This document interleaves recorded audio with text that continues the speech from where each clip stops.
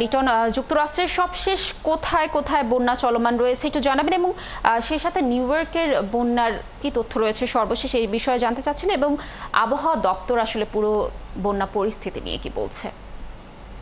আচ্ছা, ধন্যবাদ কানিস। আপনি জানেন যে অলরেডি নিউ ইয়র্ক অঞ্চল এবং নিউ জার্সিতে বন্যা হয়েছে, দুজন ব্যক্তি মারা গেছে। তো আপনারা জানলে অবাক হবেন যে এটা যে সোমবারে যে ঘন বর্ষণ হয়েছে সেটি এই যাবৎকালের সেকেন্ড হাইয়েস্ট রেকর্ড।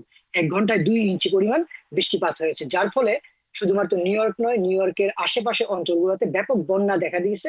যা আপনারা জানেন যে নিউ ইয়র্কের জনজীবন হলো গিয়ে সাবওয়ে কেন্দ্রিক। এই সাবওয়েতে মানে পানি উঠে যাওয়ার ফলে ব্যাপক বিঘ্ন ঘটছে, অনেক মানুষের যাতায়াতে কষ্ট হয়েছে এবং বাঙালি অনেক মানুষ এর মধ্যে সমস্যাগ্রস্ত হয়েছে, যেটা প্রায় 1 থেকে 1.5 ঘন্টা প্রত্যেক মানুষের মধ্যে এখানে লেট হয়েছে। আপনারা জানেন যে নিউ ইয়র্ক ওয়াশিংটন ডিসি আবহাওয়া অধিদপ্তর থেকে জানানো হয়েছে ডিসি থেকে নর্থ ক্যারোলিনা পর্যন্ত বন্যা হওয়ার ব্যাপক সম্ভাবনা রয়েছে এবং প্রত্যেকটি জায়গাতেই সতর্ক বাণী উচ্চারণ করা হচ্ছে যেন মানুষজন প্রয়োজনীয় ব্যবস্থা ছাড়া এবং প্রয়োজনীয় অত্যাধিক প্রয়োজনীয় কারণ ছাড়া বন্যায় মানে বাহিরে যাতে বের না হয়। যদিও এখন আজকেও নিউ ইয়র্কে প্রবল মানে অনেক প্রচন্ড গরম পড়েছিল, তারপর অনেক জায়গায় পানির জলাবদ্ধতা তৈরি হয়েছে। আপনারা জানেন যে বিশ্লেষকরা অনেক দিন থেকেই বলতেছেন যে এই ধরনের যে আকস্মিক বন্যা এগুলা মূলত আসলে জলবায়ু পরিবর্তনের কারণকেই তারা দায়ী করছেন। এবং নিউ ইয়র্কের যে একটু পানি, একটু বন্যা, একটু বৃষ্টির জন্য যে সাবওয়েগুলোতে জলাবদ্ধতা সৃষ্টি হয়, এই জন্য বিশেষজ্ঞরা বিশেষ করে এখানে প্রশাসনকে ব্যাপকভাবে চাপ দিচ্ছেন।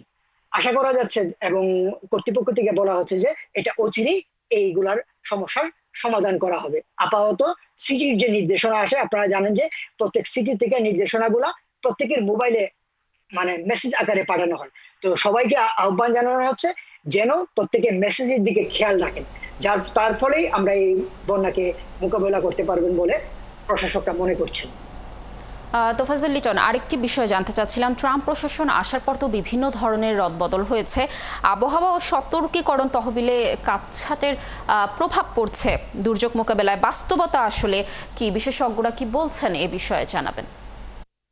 আপনি জানেন যে মানে ট্রাম্প প্রশাসনের প্রধান মানে বিশেষ করে ডজ আসার পর থেকে যে বিভিন্ন জায়গা থেকে ফান্ড কাটার যে হিড়িক পড়ে, এ থেকে আবহাওয়া দপ্তরও বাদ যায়নি। যার ফলে মানুষজনের কাছে কিন্তু যেহেতু মানুষ মানে এখানে কম, লোকবল কমে গেছে, যার ফলে মানে ফ্লোয়িংটা যে আবহাওয়ার যে ফ্লোয়িংটা ছিল, এবং বিশেষ করে আমিও কোনো মেসেজ পাই না এই পর্যন্ত। মানে যদিও মানে মেসেজ সাথে সাথে বৃষ্টি হওয়ার সাথে সাথে ফ্লাডের মেসেজ পাওয়া যেত। আমার মনে হচ্ছে যে এটা মানে একদম আক্ষরিক অর্থেই মানুষজন এটার জন্য ক্ষতিগ্রস্ত হচ্ছে।